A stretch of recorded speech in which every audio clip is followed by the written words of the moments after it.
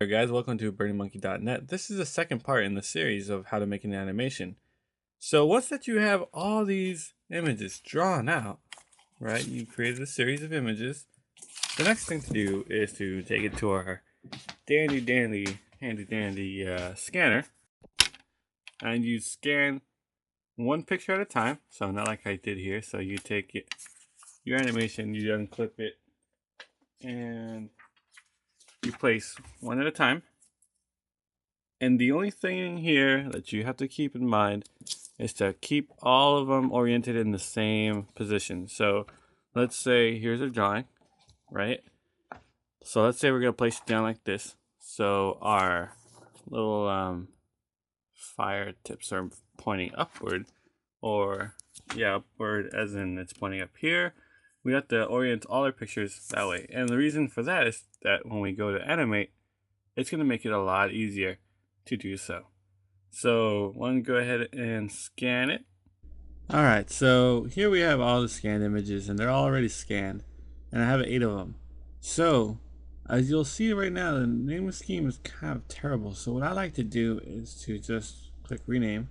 Now if these were in any particular order, or if you had them in the order where you wanted one thing to happen first and the other, then you'd like name it like 1A and then 2B and so on and so forth. Because when you go to animate this, it's going to be a lot easier to import into the program. Also, depending on the type of program that you're going to be using, that also will have to do with how easy it is to set up your animation. So I'll show you with 2 different programs, and so you can see what it's like, and that way you can make an GIF. So if you ever want to put it on a website or something like that, or use it as a little stamp or something, you can go ahead and make a bunch of these little GIFs. So right now I'm just renaming all these, and almost done just this last one. And the reason why I'm naming these names is because I previously had a project with these things. However, I did lose the original ones that were renamed, so I just renamed them right now. And so I have After Effects open here, and this is the first program we're going to be using. So I already kind of created a project here, but I'll show you how to go about it in After Effects. So the first thing you want to do is to import your files, and then you would find where your files are, and then you import them. So because my files are already here, but however they're missing, I'm gonna go ahead and find where these files are, and say reload footage. Now because it's still lost, so I'm gonna say replace footage with file. Or actually what you can do is just double click on here and it'll search for this, so you can manually put where this place is. It's in this folder here, inside here, inside here, and then they are. So this is 1A, so I'll just go ahead and click that. And then right there it says After Effects 7 previously missing items have been found. Click OK, and it'll automatically recuperate all the files that were missing that are in this directory. Alright, so here, let's go to one view here. So this is what I've set up here, and you'll see right now what happens. It should cycle through. It's kind of lagging. Let's see if I can play this through. And right now it's playing very slow because of the speed of the CPU and the GPU.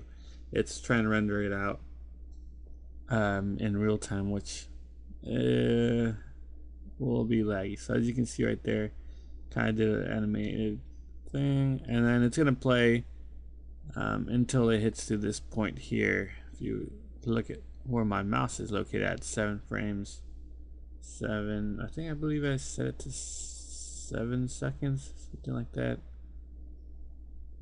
and it'll just continue looping at this point if you set it that way.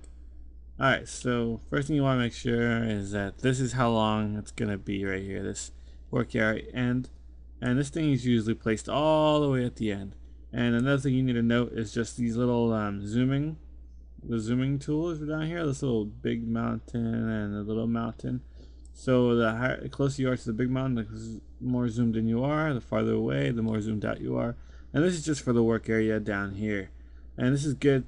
Like right now, we're doing very minuscule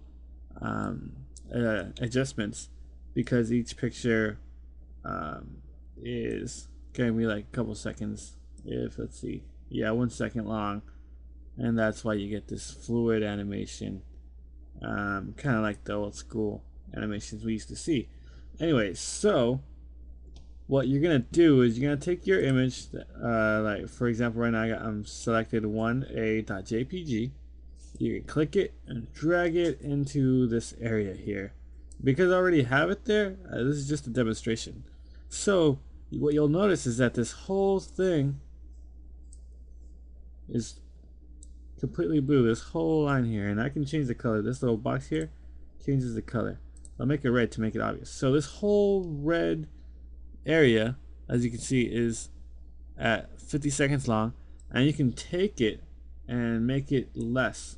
So by dragging it down, you're reducing how long it appears for. So for example, right now, I'll put it here. You'll see this image, and right now it's kind of zoomed extremely. I mean, it's not zoomed out, it's just the actual size. So what you can do is click on the layer you want to scale, press S on the keyboard, and you'll get this scale. And now this basically right here, this little link thing, means that you're scaling both together. So you'll see the image is now smaller, right? I'm still covering the images below, but it's now smaller. And you'll see where this little red thing ends, this image is going to disappear. And there, see? So if I increase this here, it also increases there, see? So wherever this little red line ends, that's where the picture will stop showing. So for example, let's say I made a mistake and I just want to cover it by using an image like that. I can just place it, end it where the other previous picture ended, which should be where it's already placed, and then you will not even see the previous image. So there you go. Alright, so with that said, the way I have these placed is that, here, I'll just turn this off, and to delete, you just click on the layer and then delete. So the way I have this set up is I have 1A, and this is the first picture is this one here. And the reason why there's two is because I duplicated that action over here instead of creating like a little loop. Instead of using the loop code that you can in After Effects, I've gone ahead and just copied and pasted the layer and just adjusted them so that it loops. So as you'll see right now, it's playing 1A, then it goes into this one here, which is U1, and then it goes to the next one and it says Q1, and so on and so forth. So by doing that, you're sequencing all these images one after the other. So you play one after the other. And this way, it's very basic, very easy, and you can do, especially for this, you can literally just get this through. And the good thing is, because this is After Effects, once you've got what you wanted, let's say you wanted to do some digital stuff. So for example, this monkey here that you see in the middle, I didn't draw that out because that would be too time consuming for me and it would take too long. So you can see I turn off the monkey, you can turn it on, turn it off, and in After Effects you can animate him so that he does whatever you want him to do using the puppet tool. And another thing is the final logo. Once it hits this point here, bam, color, that's the final logo, and it zooms out. And you can do those kind of things inside After Effects. So if you'll notice here, I've got the camera and I've got all my layers, and the camera allows me to pan out, zoom out, and there you go. So that's just a quick example. And if you guys comment and want to know how to use like specific things in After Effects, I can show you that. And I want to see, I want to show you guys another thing, the GIFs. Give me a second here. Alright, so what I'm gonna do is I opened up a web browser and I'm gonna type in free GIF animator. And now there's an actual online animator, and we can try that out. And there's some that you can download that's software for your computer. So right here it says select multiple images in JPG, PNG, or GIF format. So this is where that naming scheme comes in handy. So let's say I had named this 1, 2, 3, 4, 5, 6, 7, 8. This is where this will come in handy. I'll show you. So I'll go ahead and repaste these. And I know here, I'll just rename everyone that has a copy is the copied picture. And I'll just go ahead 3, so 1, 2, 3, let's see, 4, 5, 6, 7, and 8. Alright. So we're gonna go into that folder. I believe it was our picture, logo, and 1, 2, 2, 3, 4, 5, 6, 7, 8. Alright, and I selected these by holding the control key while selecting. So if I clicked on the first image and I hold the shift key, it's gonna select all of them, which is what I should have done, and then just hold down control and deselect 1A. So there you go. Click open, and it shows you right down here what has been selected. So you could actually type in those those things, and you'd get that. All right. So now here we got the preview here. How big you want the size to be? I think I'm gonna leave it back to 100 by 200. Here we go. Animation speed. This is how fast you're gonna play your images. So the lower the less the milliseconds, the faster your animation will play. The longer it is, the slower it will play. And if you have any music you'd want to play with, and then you go ahead, for some reason preview's not going, but that's alright. We'll just go ahead and click create now. Cannot create the GIF. I'm guessing the images that we scanned are too big. The reason being, I scanned them using very high resolution. Let's go ahead and see if I can, but that should work for you if you've scanned it in low 400 or 300 DPI. I did it in 1200 DPI because I wanted to do vector for the logo. So let's see, another good here. It says Microsoft GIF Animator. Click on that. Go ahead and download that. I guess it's this one. Let's see. Where are you? Alright, so that last program didn't really work, so I'm going to try this Photoscape. So hopefully this Photoscape is good. There we go. Let's wait for it to download. Nah. There we go.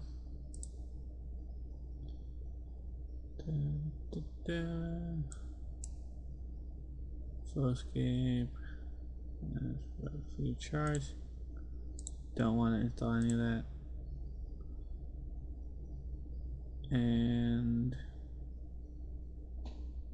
once it's done, we can see if this program, apparently it allows you to adjust images, which would be good. What I want to do is Animator GIF. So far so good. I want to go to